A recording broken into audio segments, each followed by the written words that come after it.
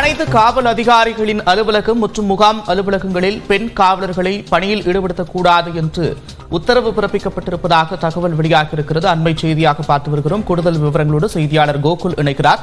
கோகுல், விவரங்கள். காவல்துறை அதிகாரிகளுடைய முகாம் அலுவலகங்களில் பெண் காவலர்களை பயன்படுத்தக்கூடாது என்ற ஒரு வாய்மொழி உத்தரவானது பிறப்பிக்கப்பட்டிருக்கிறது. குறிப்பாக நேற்றைய தினம் பெண் போலீசாருக்கு பாலியல் தொல்லை கொடுத்ததாக IPS அதிகாரி மகேஷ்குமார் சஸ்பெண்ட் செய்யப்பட்ட நிலையில அயலக பணியில தொடர்ந்து ஒன்றையாக அந்த போலீசார் அவருடைய அலுவலகத்தில் பணியாற்றியதாக இது போன்ற காவல்துறை அதிகாரிகளுடைய முகாம் அலுவலகத்தில் பெண் காவலர்களை பயன்படுத்தக்கூடாது என்ற ஒரு வாய்மொழி உத்தரவும், இது போன்ற பணியில் இருந்தால் அவர்களை உடனடியாக வேறு பணிக்கு மாற்ற வேண்டும் என்ற உத்தரவும் பிறப்பிக்கப்பட்டுள்ளதாக தற்பொழுது தகவல் வெளியாகிறது. நன்றி கோகுல், விவரங்களுக்கு.